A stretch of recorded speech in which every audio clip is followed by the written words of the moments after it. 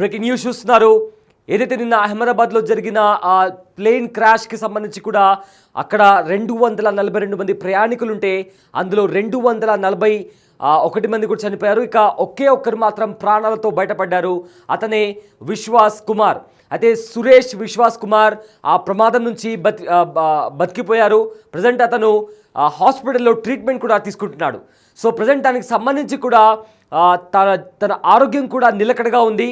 So దీంతో స్పందించాడు విశ్వాస్.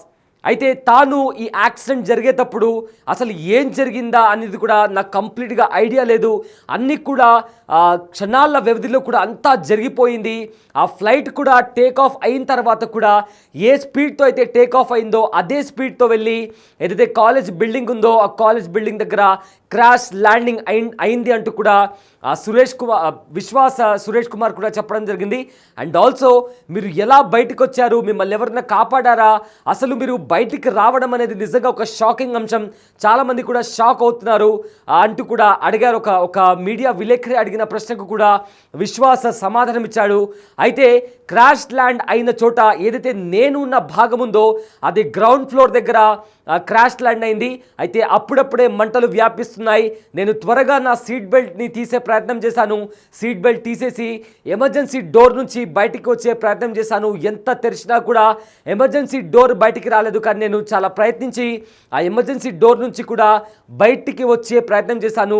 బయటికి వచ్చిన తర్వాత నన్ను చూసి అక్కడే ఉన్న అంబులెన్స్ సిబ్బంది అందరూ కూడా నన్ను అంబులెన్స్లో ఎక్కించుకొని హాస్పిటల్కి తీసుకొని వచ్చారు అంటూ కూడా అతను తన ఆ ఘటనకు సంబంధించి కూడా అక్కడ దృశ్యాలు ఎలా ఉన్నాయని కూడా తను ఆ మీడియా ముఖంగా వివరించాడు.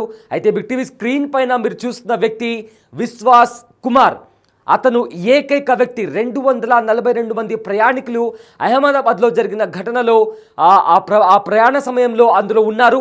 అయితే 241 మంది కూడా చనిపోయారు. అందులో బతికిపోయిన ఏకైక వ్యక్తి విశ్వాస్ కుమార్. మీరు బిగ్ టీవీ స్క్రీన్ పైన అతని టికెట్ కూడా చూస్తున్నారు. అండ్ ఆల్సో అతను ఆ ప్రమాద ఘటన తర్వాత బయటికి వచ్చిన తర్వాత అంబులెన్స్ దగ్గర నడుచుకుంటూ వెళ్తున్నటువంటి సిచ్యువేషన్ కూడా మనం బిగ్ టీవీ స్క్రీన్ పైన చూడొచ్చు. అయితే మీరు ఎలా బయటికి వచ్చారు? హాస్పిటల్లోకి వెళ్ళిన తర్వాత అతను హాస్పిటల్లో ట్రీట్మెంట్ తీసుకుంటున్న దృశ్యాలవి. ఒకసారి ఆ ప్లేన్ క్రాష్ ల్యాండ్ అయిన తర్వాత అక్కడ ఆ బిల్డింగ్కి ఢీ కొట్టిన తర్వాత అక్కడ పెద్దగా పేలుడు సంభవించింది. ఒక వాల్కనో ఎరప్ట్ అయితే ఎలాంటి పేలుడు సంభవిస్తుందో, ఏ రకంగా అయితే అగ్గి రాజుకుంటుందో ఆ రకమైన పేలుడు సంభవించింది. అందులో ఎవరు కూడా బ్రతికే అవకాశం ఉండదు అని కూడా అక్కడుండే స్థానికులు కూడా చెప్పారు.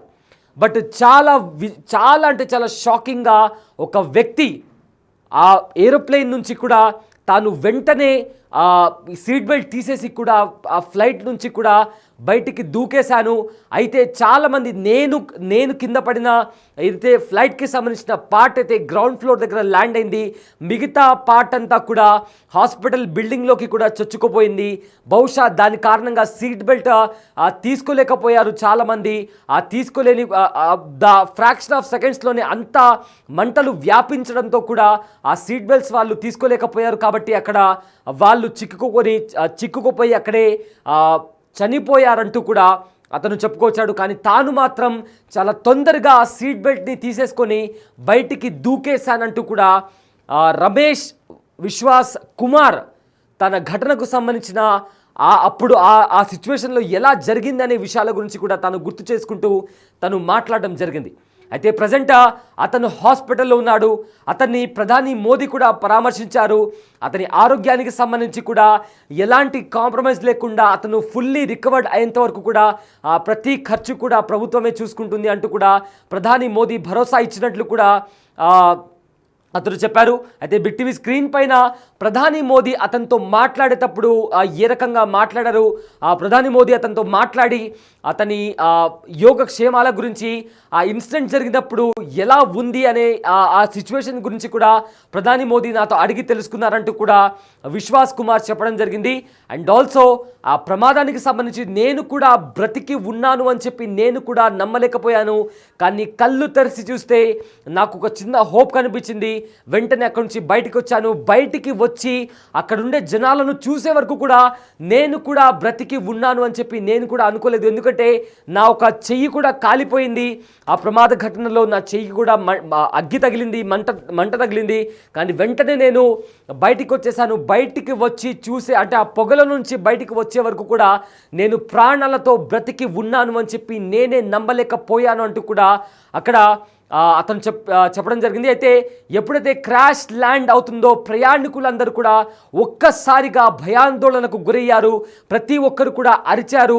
బట్ వెంటనే అక్కడంతా కూడా ఫైర్ అనేది అక్కడ అగ్గి రాజేయడం అంతా కూడా సో ప్రతిదీ కూడా క్షణాల్లో జరిగిపోయిందంటూ కూడా విశ్వాస్ కుమార్ చెప్పడం జరిగింది. సో వెంటనే అక్కడ నాకున్న సీట్ బెల్ట్ని తీసేసి నేను ఎమర్జెన్సీ డోర్ దగ్గరికి పరిగెత్తాను అంటూ కూడా తనకు సంబంధించిన ఆ సిచ్యువేషన్ గురించి ఆ సిచ్యువేషన్లో ఎలా ఉన్నాడు అని చెప్పి కూడా ప్రతి డీటెయిల్ని కూడా విశ్వాస్ కుమార్ చెప్పాడు. రైట్, బిగ్ టీవీ స్క్రీన్ పైన మనం చూసే విజువల్స్ ఒక ఫ్రేమ్లో ఆ ప్రమాద సమయంలో ఏ రకంగా ఆ ప్రమాదం చోటు చేసుకుందో విజువల్ చూస్తున్నాము. ఆ తర్వాత విశ్వాస్ కుమార్ ఎలా బయటికి వచ్చాడు, బయటికి వచ్చిన తర్వాత అతన్ని అక్కడ నడుచుకుంటూ వెళ్తున్నాడు. అతను బయటికి వచ్చిన తర్వాత అతను అక్కడ స్థానికులతో మాట్లాడుతున్నాడు. ఆ ఫ్లైట్లో నేను ఉన్నానంటూ కూడా అతను చెప్తున్నాడు. అతన్ని అక్కడ దగ్గరలో ఉన్న అంబులెన్స్లో ఎక్కించుకొని హాస్పిటల్కి తీసుకెళ్లారు. హాస్పిటల్లో అతను బెడ్ పైన పడుకున్న విజువల్ కూడా మీరు చూడొచ్చు. అండ్ ఆల్సో ప్రధాని మోదీ అతనితో మాట్లాడి అతని యోగక్షేమాల గురించి కూడా అతని యోగక్షేమాల గురించి కూడా అడిగి తెలుసుకున్నారు. రైట్, అక్కడ ప్రజెంట్ సిచ్యువేషన్కి సంబంధించి కూడా కొంతమంది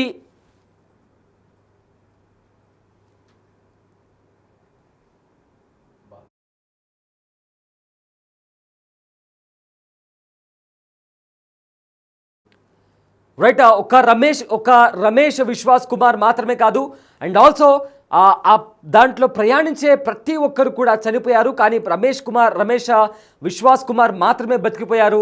అండ్ ఆల్సో ఇది ఒక కాలేజ్ హాస్టల్ దగ్గర క్రాష్ ల్యాండింగ్ అయింది కాబట్టి చాలామంది చనిపోయారు.